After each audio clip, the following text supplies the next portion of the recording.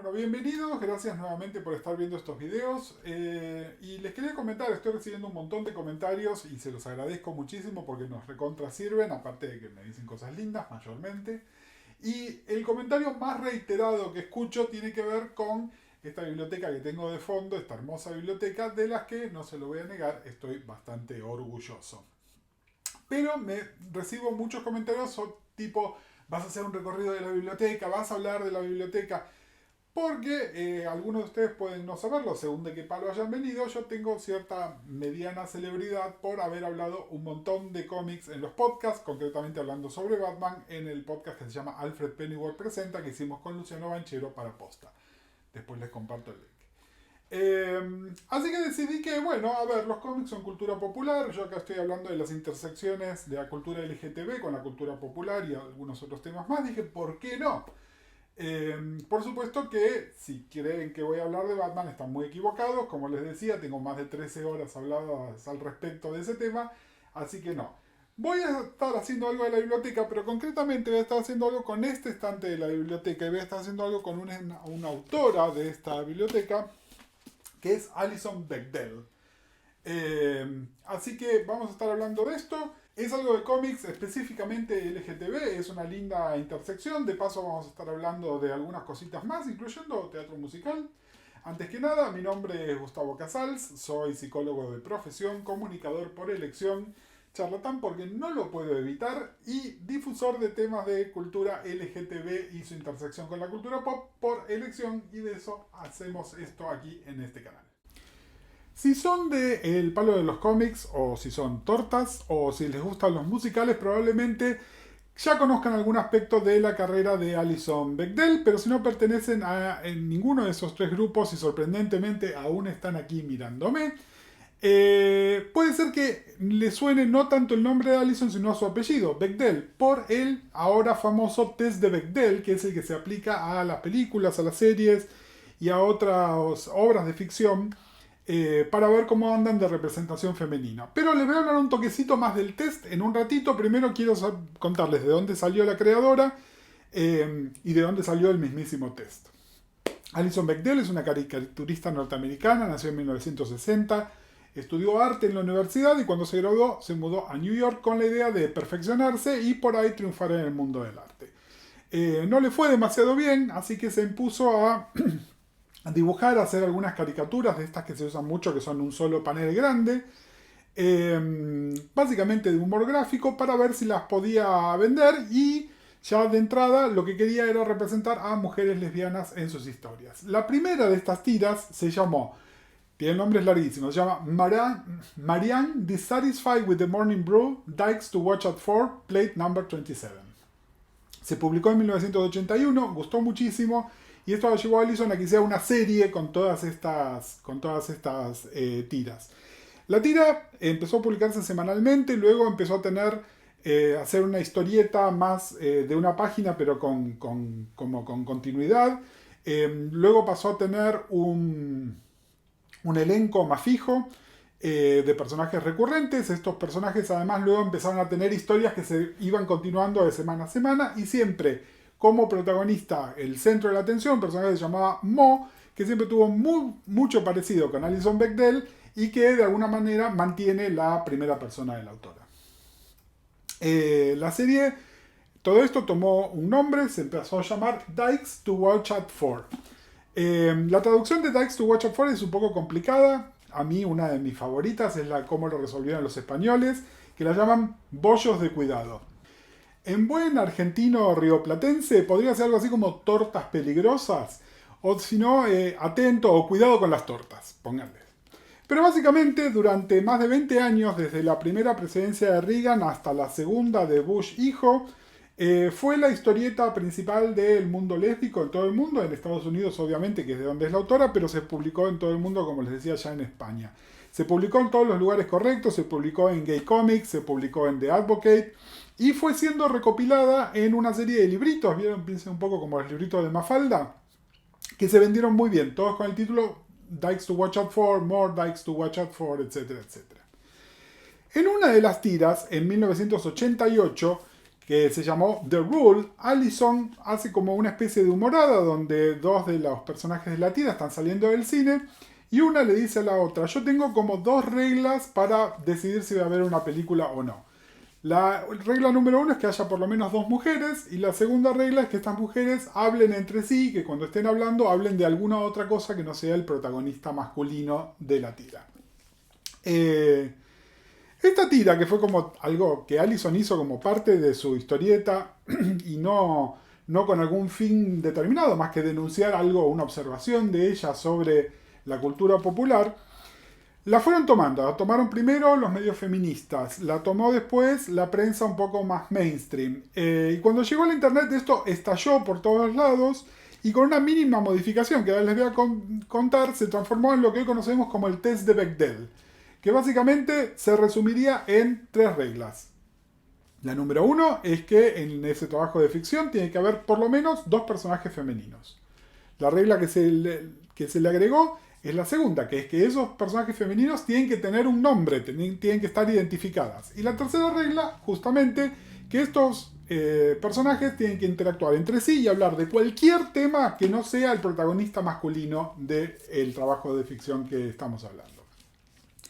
Estas reglas, que parecen sencillísimas y que si las escuchan por primera vez ustedes van a decir, pero eso todas las películas, todas las series. Bueno, les digo que no. De hecho son bastante pocas y parte del chiste, como se resuelve el chiste de Rule, es que dice que la última película que había podido ver había sido Alien y porque las 2 protagonistas femeninas estaban hablando sobre el monstruo que vendría a ser el xenomorfo o, por lo que sabemos de las otras películas, la xenomorfa, porque es la hembra de la especie. ¿Por qué no? ¿Por qué no? No. No, la reina es la que pone huevos, no la hembra. Bueno, no importa. Con toda esta movida, la tira y el nombre de Allison pasaron a tener una repercusión por fuera de la historieta, que seguía siendo publicada y tomada por muchísimos medios. De a poco, la tira se fue poniendo cada vez más política y menos graciosa. De hecho, durante las 2 presidencias de Bush Jr. y alrededor de septiembre del 2001, la tira se transformó prácticamente en un panfleto de resistencia política, y no es casual que Allison decidió descontinuar su tira Dykes to Watch Out For cuando llega Obama al gobierno.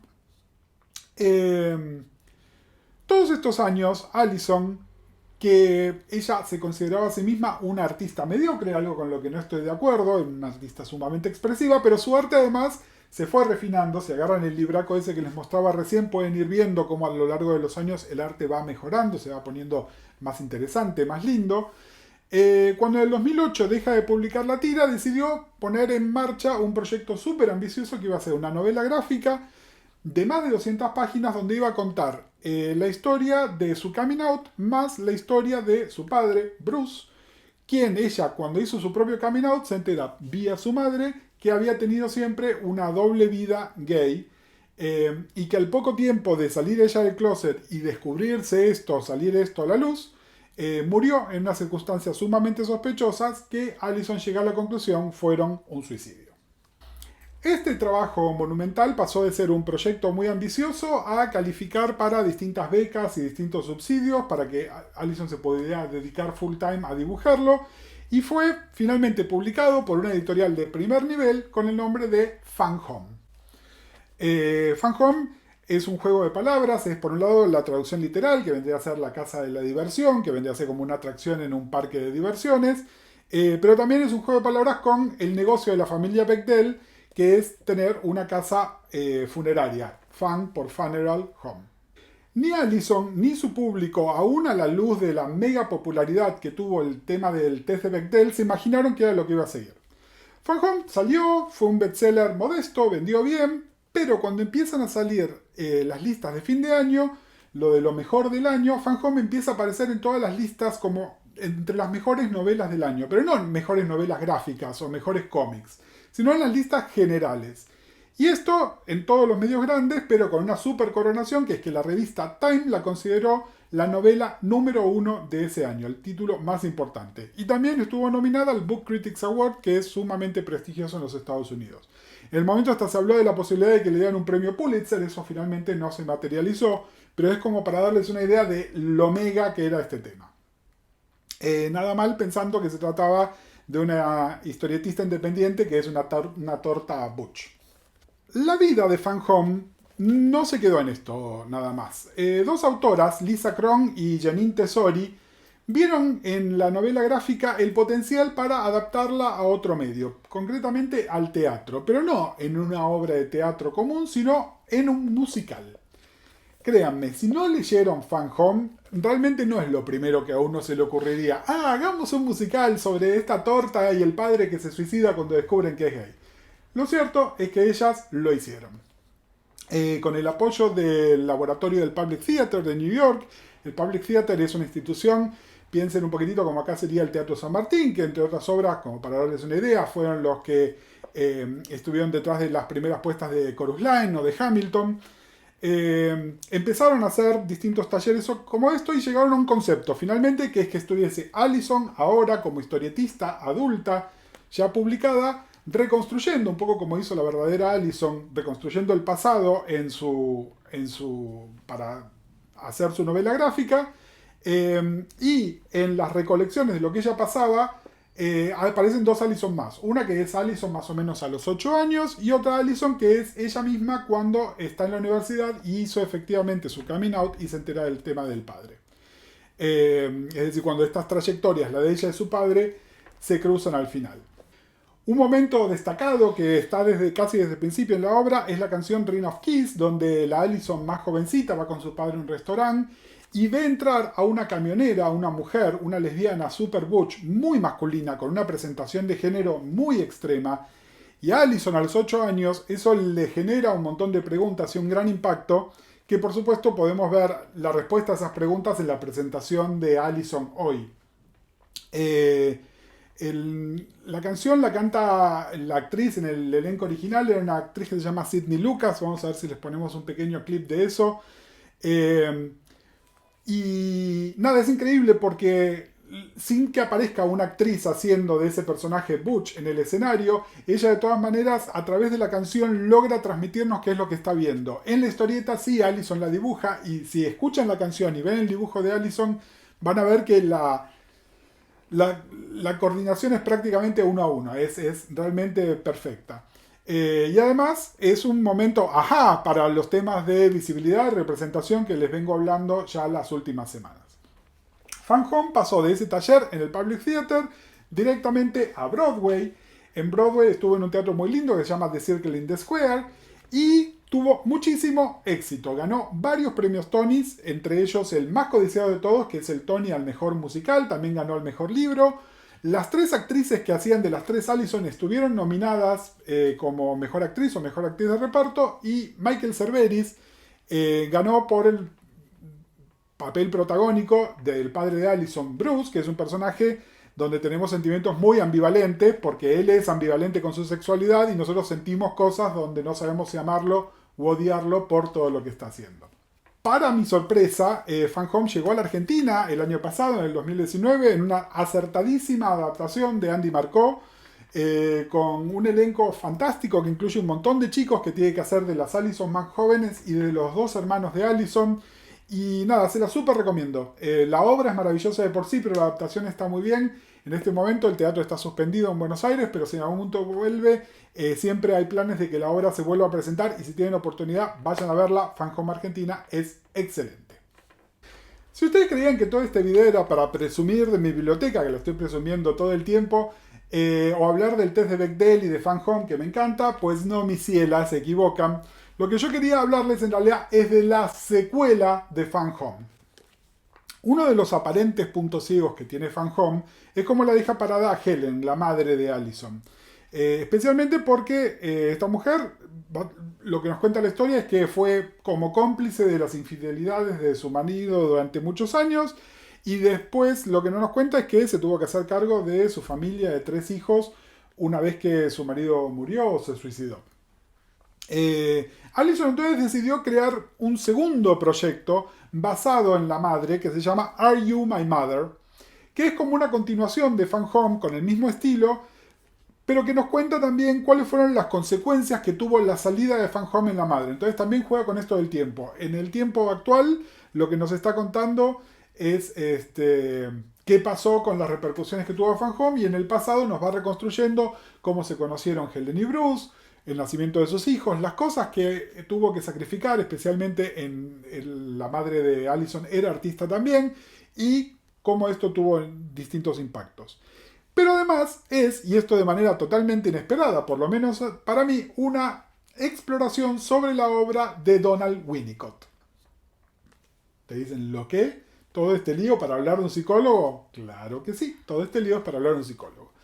Donald Winnicott es uno de mis autores favoritos, es un claro referente de lo que se llama la escuela inglesa, y es uno de esos autores que tal vez no lo conozcan de nombre, pero que seguramente conocen o han usado algunos de sus conceptos en la vida diaria. En un libro que se llama Realidad y Juego, que es uno de mis libros favoritos, presenta dos conceptos que son clave. Uno es el de la madre suficientemente buena y el otro es el objeto transicional. Si ustedes son madres o padres o sadres o como se quieran llamar, seguramente los han escuchado, alguien se los comentó. Estos conceptos son repetidos hasta el cansancio por psicólogos, pedagogos, muchos autores New Age, muchas veces mal interpretados, son indispensables para el trabajo con chicos, y otros conceptos menos conocidos del autor, como el del falso self, son muy importantes para el trabajo con adultos. De manera muy interesante, Are You My Mother, para mi sorpresa, presenta también textos de los que yo no estaba familiarizado de Winnicott, que no había aprendido en la facultad ni había leído por mi cuenta, que hablan sobre los chicos y los adolescentes que son especialmente dotados y cómo terminan siendo el soporte moral y emocional muchas veces de sus padres. Y Allison se ve muy interpelada por esto. De hecho, se lo recomiendo a una de sus psicólogas que lo lea. Y es otra cosa hermosa de Are You My Mother, que es como un recorrido terapéutico, donde Allison va hablando de todos los distintos terapeutas con los que se fue atendiendo en los años, las cosas buenas, las que le fueron dejando, y una de ellas es la que le dice, mira, ¿por qué para leer tu juventud y tu infancia no lees esto que escribió Winnicott? Y entonces ella se pone a investigar y hace una biografía sobre Winnicott y nos cuenta de la vida de Winnicott aparte de su obra. Nada, me parece maravilloso. Yo entiendo que Fan Home es emocionalmente superior, pero intelectualmente pocas obras me movilizan tanto como Are You My Mother. No puedo dejar de recomendárselos porque es sencillamente fantástico. De hecho, lean ambas porque además son como muy importantes que estén leídas las dos. Fan Home está editado con el mismo nombre en España, es decir, se consigue en español. Me temo que Mother todavía no fue traducido, esperemos que en algún momento sí. Y por supuesto, si tienen oportunidad, los invito a que vean el musical. O por lo menos escuchen el cast recording, lo pueden encontrar en todas las plataformas de streaming, y dejen volar su imaginación, imaginándose cómo esas canciones coinciden con la acción que nos cuenta Fan Home. Bueno, una vez más, gracias por ver este video. Esta vez fue de un formato un poquito distinto. Cuéntenos si les gusta que hable de cómics, si les gusta que hable de estos temas. La semana que viene tenemos algo más parecido a las semanas anteriores, pero nada, dennos sus opiniones. Si les gustó el contenido, como siempre, suscríbanse al canal y nos dan un pulgarcito para arriba, y nos estamos viendo y escuchando la semana que viene. Este primer postcrédito no estaba planeado, pero dado que el editor y director de este video tiene un podcast que se llama Broadway Trip, donde habla de musicales, los invito a que escuchen Broadway Trip, también les vamos a dejar el link abajo, donde todavía no hubo un episodio de Fan Home, pero lo estamos planeando, y de hecho con la participación de Andy y Nina, que son la directora y adaptadora y la protagonista que hace de Allison en la puesta local. Pero de lo que sí les quería hablar es que si les interesa el tema de los cómics LGTB, un autor que les súper recomiendo es Howard Cruz. Howard Cruz tiene una historieta que de alguna manera es como el equivalente gay de Dykes to Watch Out For, que se llama Wendell. Creo que tengo Wendell por acá. Sí, acá lo tengo, Wendell All Together. Esto es Wendell, pero realmente lo que más les quiero dedicar es el equivalente Fan Home de Howard Cruz. Es Stack Brother Baby, esta novela gráfica de principios de los 90, que curiosamente la publicó DC. Es una obra monumental donde Cruz cuenta su propio coming out y otras historias más relacionadas con la lucha por los derechos civiles de las personas afroamericanas en los años 60. Si lo que les interesa es más el tema feminismo, historias de mujeres, les recomiendo la obra completa de Roberta Gregory. Roberta inventó un personaje que se llama Bitchy Bitch, que estuvo en publicación durante muchísimos años, que es como una feminista muy muy malhumorada, y en algún momento hizo la versión lésbica de Bitchy Bitch, que es Bitchy Butch. Y hay una colección donde están todas las tiras donde es esta lesbiana Butch, igual que Allison, de muy mal carácter.